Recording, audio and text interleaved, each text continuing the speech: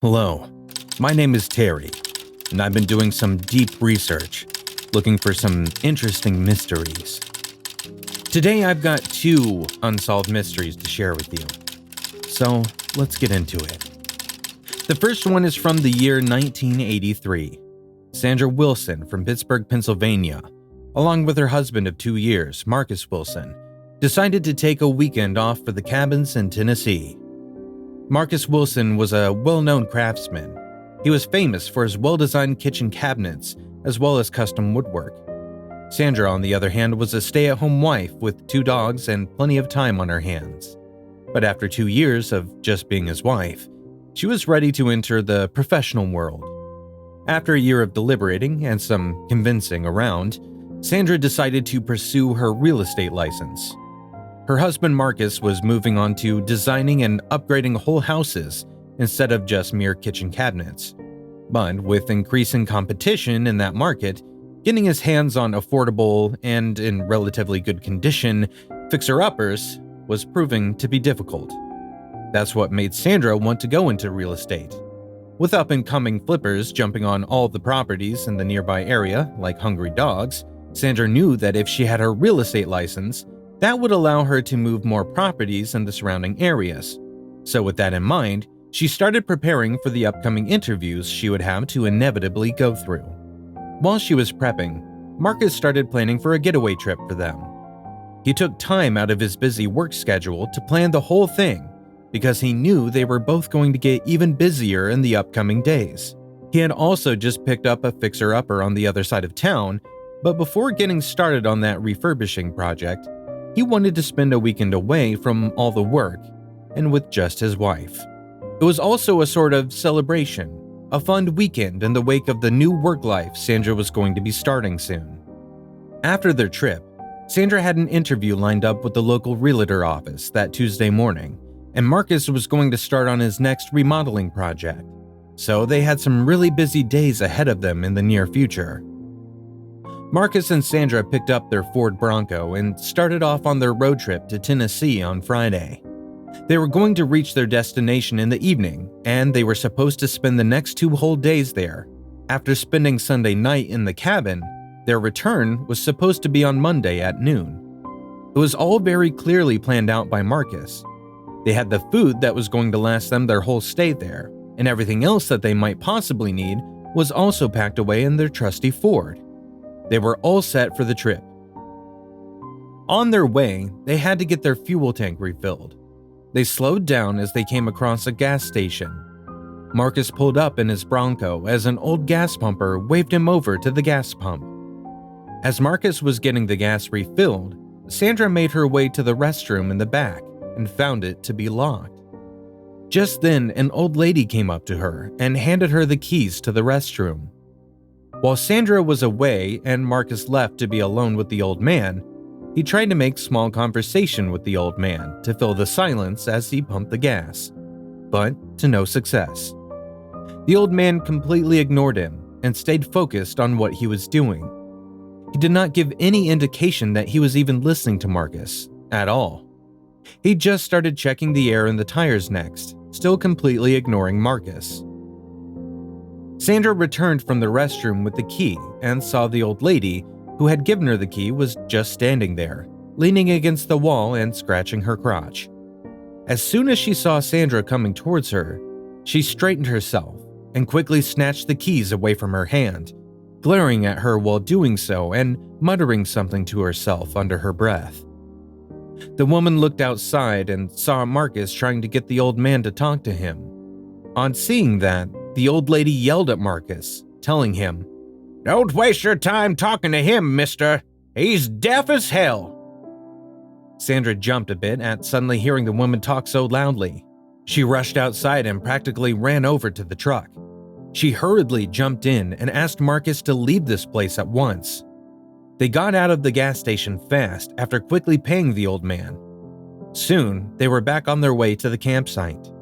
The sun was just setting in the horizon by the time they reached their destination, the campsite. They pulled up to the campsite and saw that the place was already somewhat full with other campers. Even a few RVs were parked right across from the main road. And considering that it was just the start of the weekend, they realized that the chances were that it would be getting even more packed in the coming hours.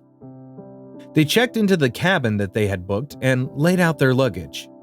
As Marcus was looking around the cabin and checking out what it had to offer and what they might need in there, Sandra just stood there and stared outside her window.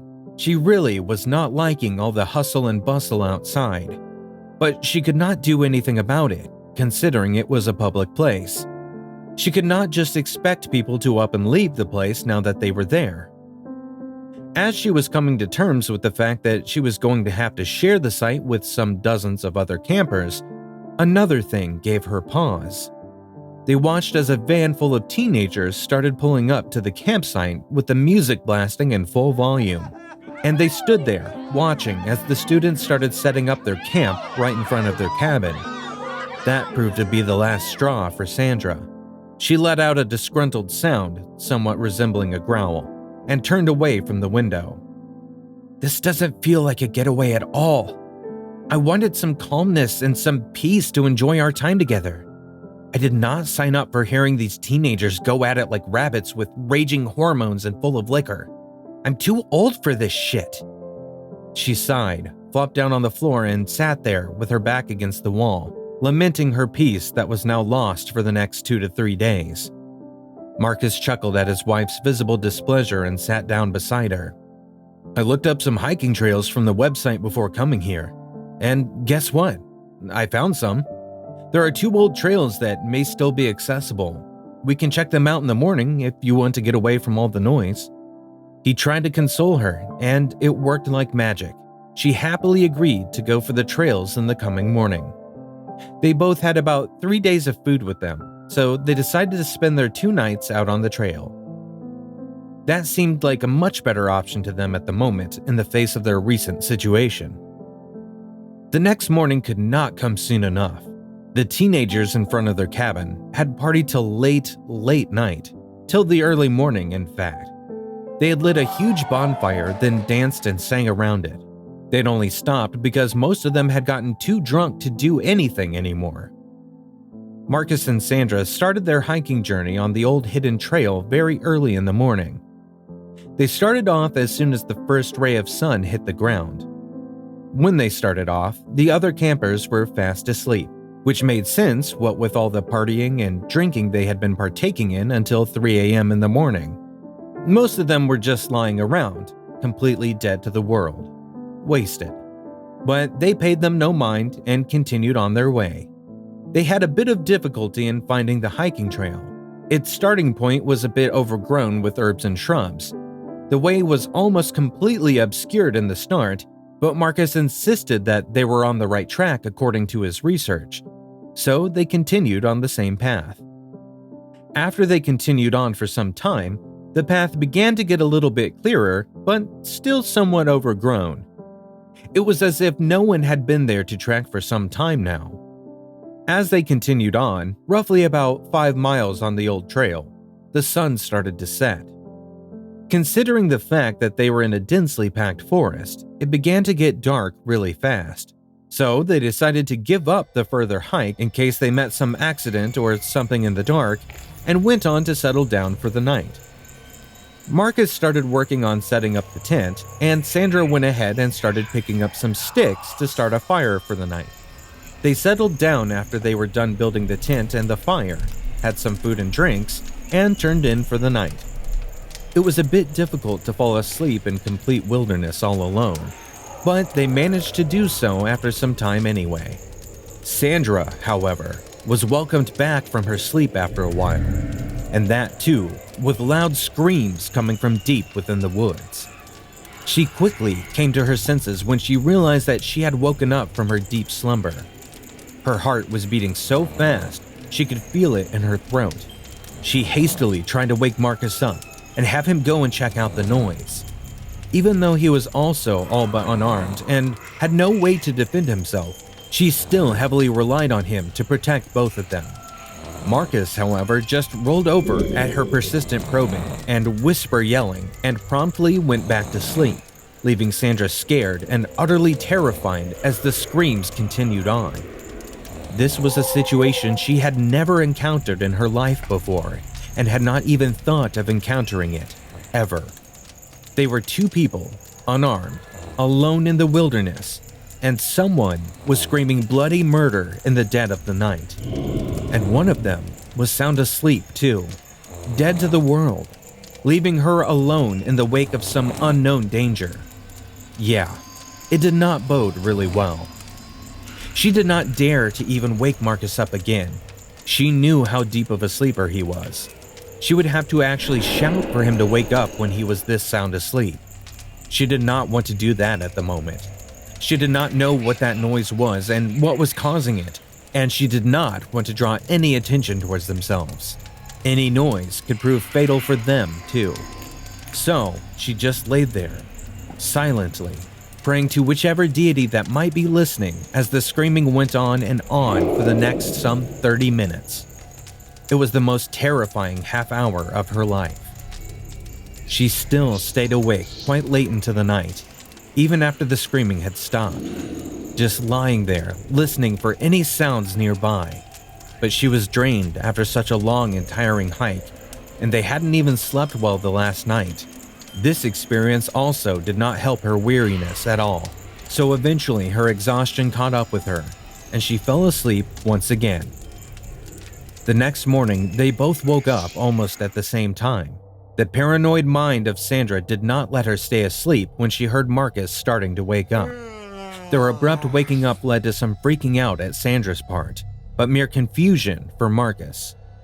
He did not remember anything about the last night, let alone the scare Sandra had or the bloody screaming that went on for more than half an hour. All of that just made Sandra get into a fit of hysterics and panic as she explained everything that had happened last night to a bewildered Marcus. He refused to believe that he could sleep through such a night so soundly and would not wake up, even when Sandra had tried to wake him up. He was of the thought that he would have woken up at once if there had been any loud screaming going on in the dead of the night. He tried to pacify Sandra by telling her that all of it must have been a nightmare, that the woods must have prompted her brain to conjure up some scary imagery. When both of them stayed firm on their own side of the events, Marcus suggested that they should get out of their camp and have a look around, just to ease some of Sandra's worries. The first thing they saw after getting out of their tent was a number of large footprints left all around their camp, and that did nothing to ease Sandra. In fact, it managed to do the exact opposite. She proceeded to have another panic attack, and Marcus, try as he might, he could not dispute the sight he was seeing in front of his eyes. Something frightening was definitely going on there. Their best bet was that they leave the place at once. They were going to continue on for today and return back tomorrow initially, but the circumstances did not seem to be in their favor. They had to leave the place immediately, in case whatever the creature that had visited the place last night decided to pay them another visit. And to add to that fact, they were unarmed too. They were mere fodder at this point. So they hurried and started gathering up their stuff. It took them about half an hour to pack up their things and their tent, but they were ready to be on their way back. They had woken up late in the morning, and it was already about noon when they started their trek back to the camping site. On their way back, they focused solely on getting back there as soon as humanly possible, instead of just enjoying their surroundings. They also had difficulty in finding the right path due to the overgrown terrain. They cursed their past selves who were more focused on enjoying the path rather than remembering where they were going. After an hour or so of trekking back, they started feeling like someone or maybe something was following them. They had started feeling the pinpricks of eyes upon them.